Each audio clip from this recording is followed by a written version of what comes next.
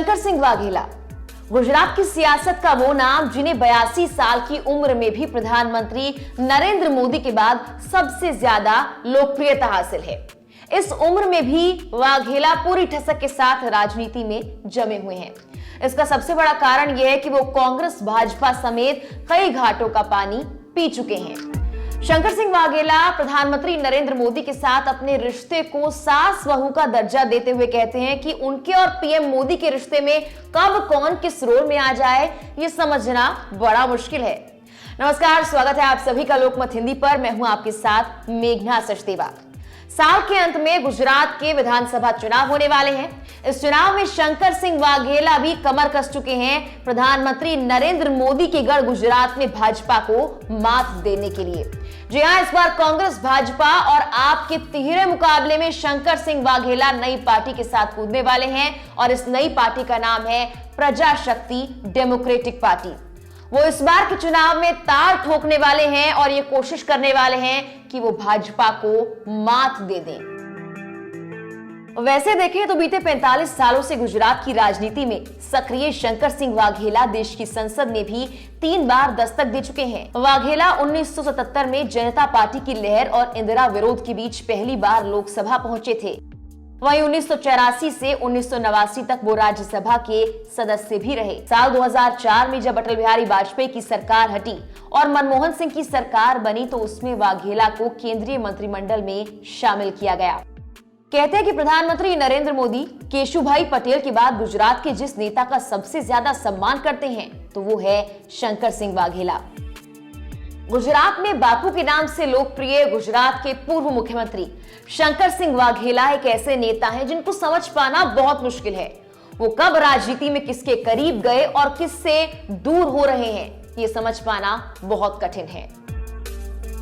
गृह मंत्री अमित शाह के राजनीतिक गुरु माने जाने वाले शंकर सिंह वाघेला की राजनीति संघ की गोद में पली बड़ी। 1980 में गुजरात बीजेपी के महासचिव और बाद में पार्टी की कमान संभालने वाले वाघेला को गुजरात में लाल कृष्ण आडवाणी का राजनीतिक वारिस माना गया है। कभी नरेंद्र मोदी भी उनके साथ गुजरात की राजनीति को समझने के लिए दिन रात एक साथ गुजारते थे।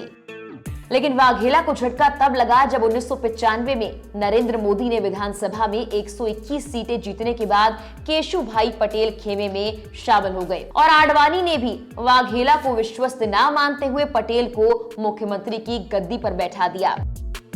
इस अपमान से तिलमिलाए शंकर सिंह वाघेला ने केशुभाई पटेल और नरेंद्र मोदी को पटकनी देने के लिए एक लंबी चाल चली। मुख्यमंत्री बनने के बाद केशुभाई पटेल अमेरिका चले गए। इस बीच रातों रात ही भाजपा के 55 विधायकों को तोड़ दिया गया। जी हां, शंकर सिंह वाघेला ने रातों रात इन विधायकों को चार्टर्ड प्लेन से मध्य प्रदेश भेज दिया, जहां पर दिग्विजय सिंह कांग्रेस के मुख्यमंत्री हुआ करते थे। अमेरिका सैर कर रहे केशुभाई पटेल और दिल्ली में बैठे भाजपा आला कमान को भनक तक नहीं लगी कि उनके 55 विधायक खजुराहो के मंदिर में मत्था टेक रहे हैं और खजुराहो ट्रिप के गाइड उन्हीं के नेता शंकर सिंह वाघेला हैं। गुजरात में आए उस सियासी बवंडर से भाजपा की पूरे देश में बहुत किरकिरी हुई। पार्टी की साख पर गहरा धक्का पहुंचा। खैर, आला कमान किसी तरह से वाघेला को मनाने में जुट गया, लेकिन वाघेला तो अपनी शर्त पर अड़ गए थे कि वो तभी मानेंगे जब पार्टी गुजरात से नरेंद्र मोदी को बाहर कर दे। तो ऐसे में आला कमान को शंकर सिंह वाघेला की मांग के आगे झुकना पड़ा। आखिरकार नरेंद्र मोदी को गुजरात से बाहर भेज दिया गया, लेकिन 2000 में उन्होंने दोबारा गुजरात में एंट्री की। जी हां, उस वक्त नरेंद्र मोदी ने बकायदा मुख्यमंत्री बनकर एंट्री ली। वाघेला ने उस वक्त मोदी को भले ही परास्त कर दिया हो, लेकिन जल्द ही उन्हें भी भारी धक्का लगा। साल 1996 के लोकसभा चुनाव में वो गोधरा सीट से चुनाव हार गए। इस तरह से गुजरात में मुख्यमंत्री का पद गंवाने वाले केशुभाई पटेल और गुजरात से बेदखल होने वाले नरेंद्र मोदी ने वाघेला से अपना बदला साध लिया। इसके बाद शंकर सिंह वाघेला ने भाजपा से रिश्ता तोड़ लिया और राष्ट्रीय जनता पार्टी के नाम से अपनी पार्टी बना ली। कांग्रेस ने वाघेला की राष्ट्रीय जनता पार्टी के साथ मिलकर गुजरात में सरकार बनाई, लेकिन करीब 1 साल सत्ता का सुख भोगने वाले शंकर सिंह वाघेला को उस वक्त मुख्यमंत्री पद छोड़ना पड़ा, जब कांग्रेस से उनके मतभेद हो गए। साल 1998 में वाघेला की जगह दिलीप पारेख मुख्यमंत्री बने, लेकिन पारेख भी विधानसभा में जल्द ही पस्त हो गए और फिर कुछ ही महीनों के बाद गुजरात में चुनाव हुए। 1998 के चुनाव में वाघेला पूरी तरह से पस्त हो गए। उनकी पार्टी को महज 4 सीटें मिली। गुजरात की सियासत में सभी को लगने लगा कि वाघेला का सियासी करियर खत्म हो गया है, लेकिन वो इतनी आसानी से हार मानने वाले नहीं थे। सियासी आंधी में खुद के बिखराव को रोकने के लिए वाघेला ने राष्ट्रीय जनता पार्टी का कांग्रेस विलय कर दिया। दरअसल सोनिया गांधी को भी उस वक्त एक ऐसे नेता की तलाश थी जो कांग्रेस की छतरी के नीचे रहते हुए भाजपा को मात देने की कुवत रखता हो।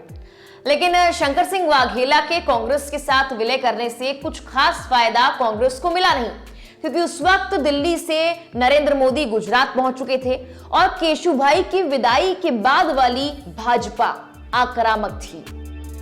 फरवरी 2002 में गोधरा रेलवे स्टेशन पर साबरमती एक्सप्रेस के जलने की घटना और फिर उसके जवाब में भड़की गोधरा हिंसा ने भाजपा को जो सियासी ताकत दी, शंकर सिंह वाघेला राजनीति के हाशिए पर चले गए। 14 साल तक राज्य की कमान नरेंद्र मोदी के हाथ में रही। उसके बाद वो पीएम बनकर दिल्ली आ गए, लेकिन वाघेला आज तक अपनी जमीन वापस नहीं ला पाए। अब बात करते हैं मौजूदा सियासत में शंकर सिंह वाघेला की नई पार्टी के बारे में। प्रजा शक्ति डेमोक्रेटिक पार्टी के बैनर तले शंकर सिंह वाघेला एक बार फिर उम्र की ढलान पर नरेंद्र मोदी के खिलाफ ताल ठोक रहे हैं।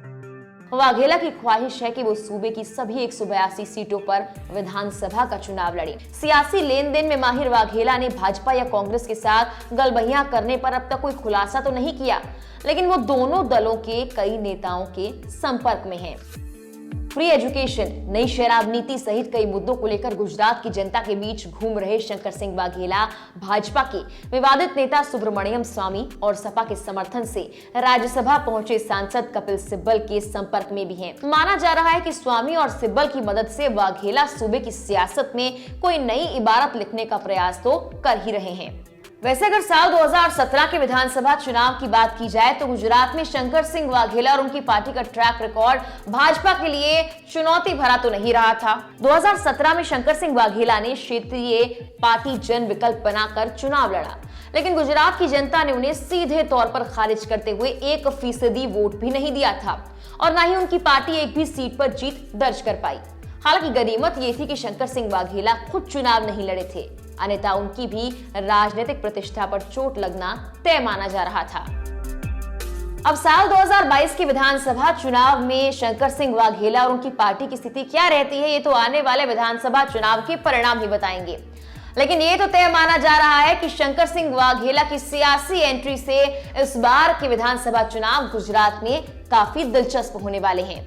फिलहाल के लिए मेरे साथ इस वीडियो में इतना ही। वीडियो अच्छी लगी है तो इसे लाइक जरूर कीजिए और तमाम खबरों के लिए आप लोकमत हिंदी को सब्सक्राइब जरूर कीजिए। नमस्कार।